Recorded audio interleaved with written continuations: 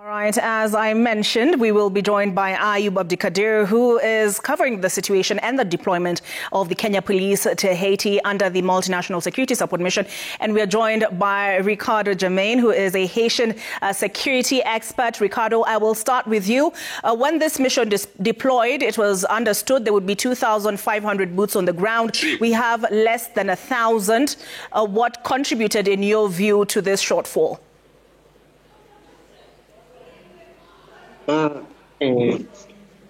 Thank you, Olivia. Hi, everyone. For answer you, because of money, the mission need $600 million every year, but it never got 100 million. Also, many countries were hesitant to send troops in Haiti. Before Kenya said yes, several countries said no to lead the mission. All right. But as I understand it, there has been money in the trust fund, the voluntary contributions, but there has been slow disbursement of the funds. Is that the situation?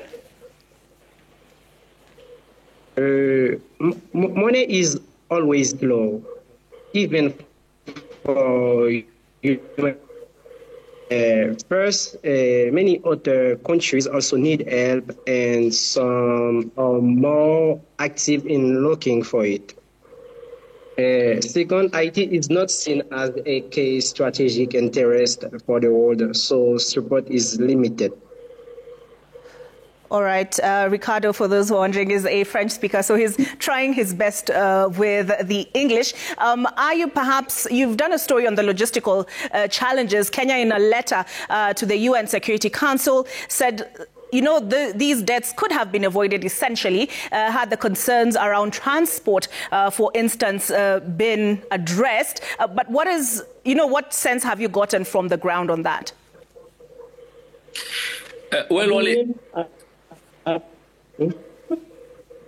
Hello? Yes, Olive.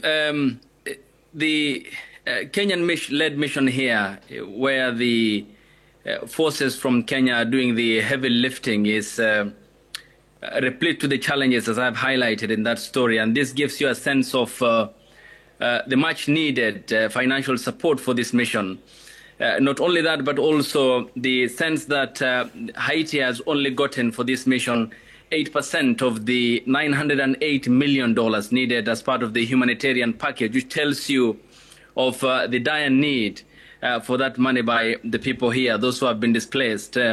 Between the months of February and March this year, more than 1,000 people were killed and 60,000 displaced from their homes, adding on to the 1 million who have been forcefully taken out of their homes because of the insecurity posed by the gangs. That tells you, beyond the logistical challenge, also the humanitarian crisis which is on the horizon that this mission, which is led by Kenya, faces. And against the backdrop of less appetite and less attention from the international community, who seem to have given up on the dysfunctional nature of institutions in this country, given the political crisis, which is a result of the crisis that we have here, given also the apprehension which is deep-seated amongst members of the public who are concerned about how their country is governed. That ideally gives you a sense and a degree of understanding on to the crisis here in Haiti, and the belief amongst the many here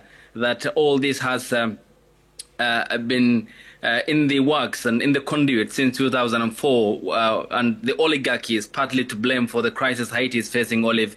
And the sense of corruption and malfeasance in terms of public resources and the greed and political patronage, which all add up to the intractable crisis in this archipelago country. All right. Ayub, before I come to you on the question of forward operating bases, because that's one of the things you've covered in your time there. Ricardo, let me ask you this. On September the 11th, the U.S. as Deputy Assistant Secretary for Caribbean Affairs and Haiti at a press briefing of the Organization of American States stated that despite the courageous efforts of the multinational security support mission and the resolve of the Kenyan contingent and our hemispheric partners who stepped up and continue to risk their lives on the ground, the continued existence of the Haitian African state remains more imperiled today than when the Security Council first envisioned a way to support. Is the situation in Haiti worse a year since the deployment of troops to Haiti under the MSS?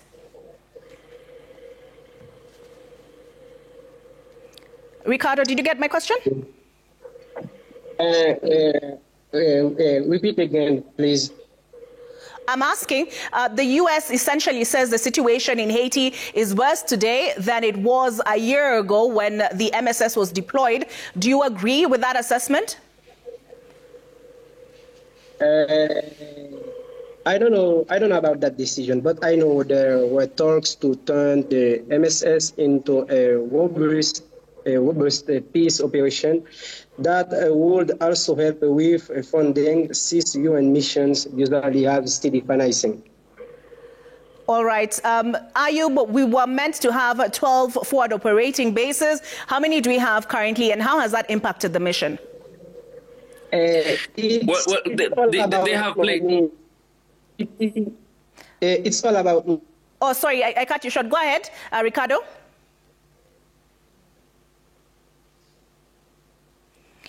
Ricardo, you can proceed. Yes, it's all about money. Building and running a base every day is very... All right, some network challenges there. Ayub, you can take the question as we sort that out.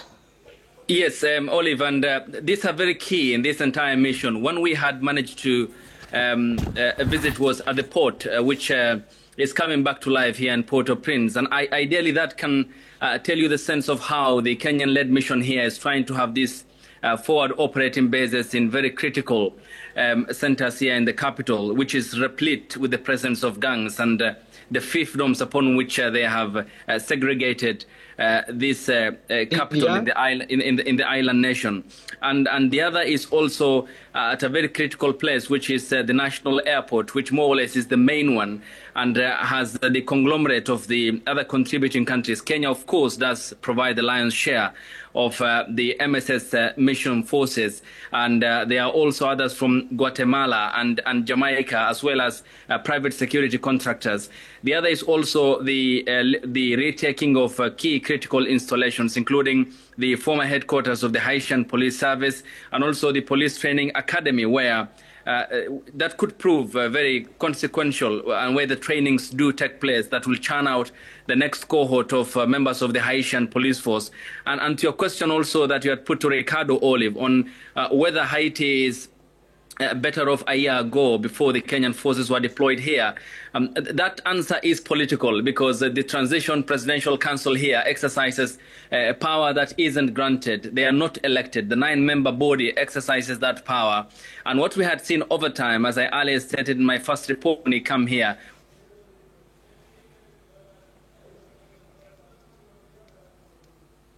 is the willy-nilly and the tendency in dismissalty, who was dismissed. And this clearly tells you that even in as much as more grounds are gained by the Kenyan-led mission here in Haiti, much more needs to be done on the political front, and which in this case includes the re-establishment of critical institutions to run this country and to reinstill back the belief that the systems can work for the people. What we had been managed to also see during our assessment, Olive, is the breakdown in law and order, courts of law that have been set ablaze, places of worships that have been targeted, and also schools and learning centers where the gangs have targeted as part of their soft targets, which tells you that their intent is to crumble the country in targeting these centers where people learn, worship, or go for settling of their civil disputes. And therefore, much more needs will depend on the political elite in Haiti than what Kenya will achieve, because this is a mission with a shelf life. And on the 2nd of October, this will be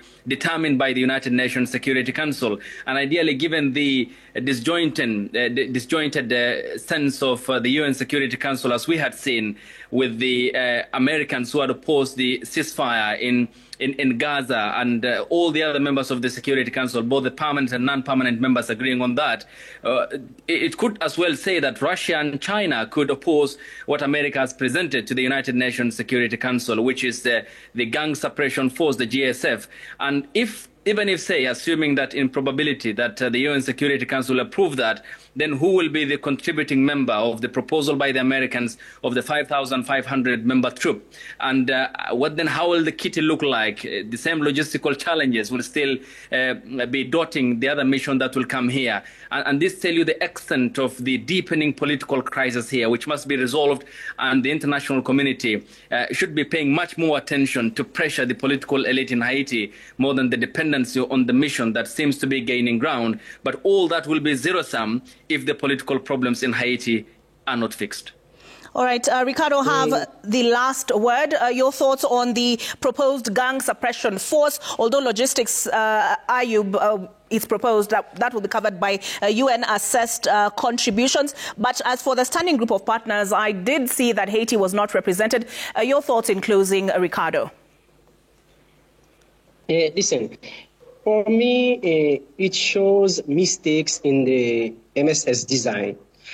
And those mistakes may continue because also they are not just gangs in Haiti. They are armed criminal groups. Some even try to play politics.